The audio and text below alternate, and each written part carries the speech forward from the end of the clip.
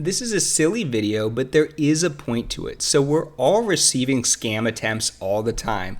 Text, emails, phone calls. It could be an Amazon refund, or the IRS saying you owe back due taxes, or a fake charity asking for a contribution. And doctors get our own set of scams. Maybe, for instance, your DEA license is expired, you need to make a payment, or a malpractice suit needs to be scheduled, or we're giving you an honorary degree, that type of thing. Of course, I never respond to these, but this was an exception. So I got this email. Dear Dr./Mr./Ms. Beaber, BE.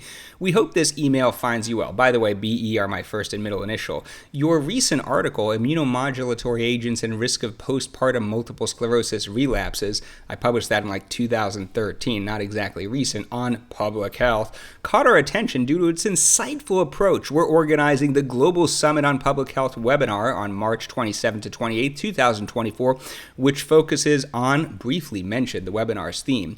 Given your expertise in public health, we believe your participation would greatly benefit our audience. Would you be available to present on a topic related to public health during the webinar?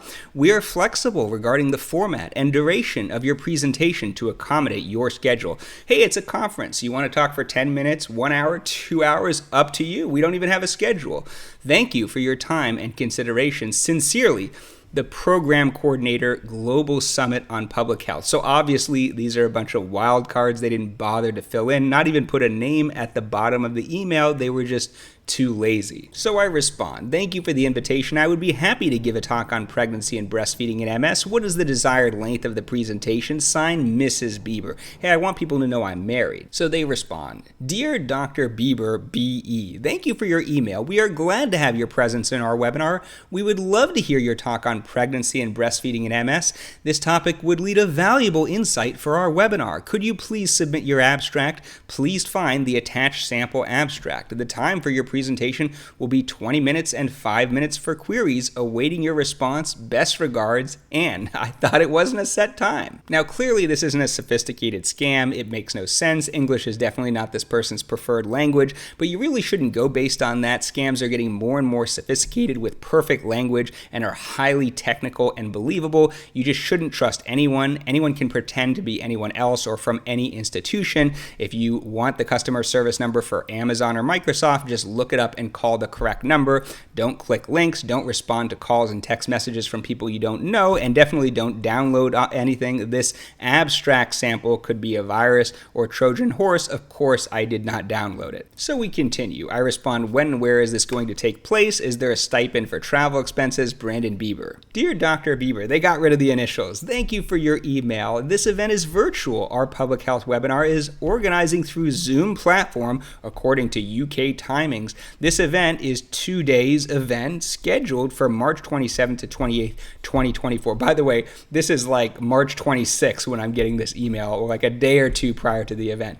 Could you please submit your abstract? By the way, an abstract is like a summary of new research. If you were giving more of a summary presentation, there wouldn't be an abstract. It would only be for new scientific research on a specific topic. Looking forward to hearing from you. Best regards, Anne. Okay, no problem. Here is the abstract. And of course, I was too lazy to come up with anything, so I just literally copy-pasted something from an article 10 years ago. Just let me know the times and time zone and send me the Zoom link. Brandon. Dear Dr. Beaber, BE, the initials are back. Is this even a thing? Like in any country in the world? Can someone tell me, does anyone do this? Thank you for your email. Could you please send your abstract in format?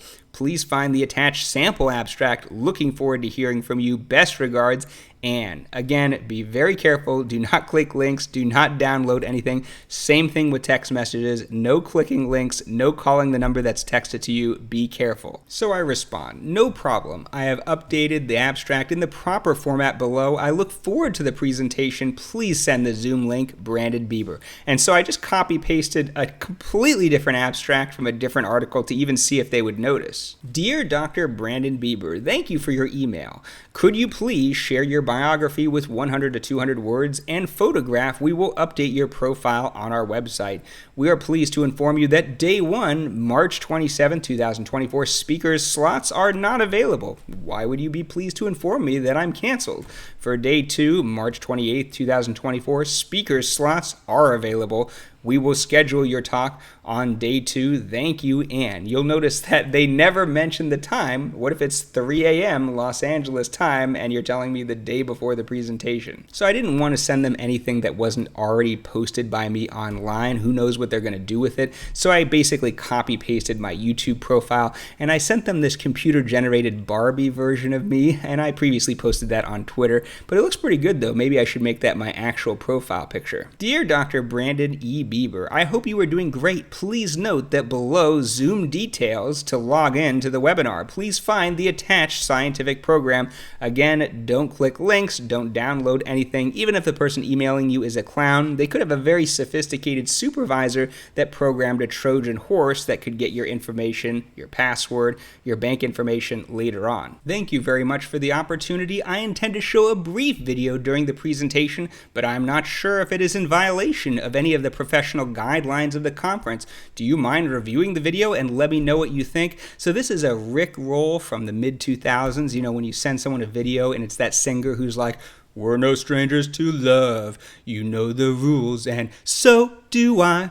I will be sure to download the attachments. Brandon. Hi, Brandon. Could you please send your presentation in video? Please find the attached sample video. So you want me to record my presentation in advance? How are we going to do the question and answer session? And no, I'm not going to download the sample video. Sure, no problem. Here is a video of the presentation, and I sent another rickroll, and after this, they left me alone. So what is the point of the video? Obviously, that was a very unsophisticated scam, but in general, they're getting better and better, and anyone can be a victim, even a highly intelligent person who's younger, good with technology. Don't be arrogant. You always have to be vigilant. I've never been a victim of a scam and had financial losses, but I have been a victim of identity theft, had to file a police report. It was a complete disaster. I've also been the victim of harassment, like threatening calls and texts. So you have to be extremely careful.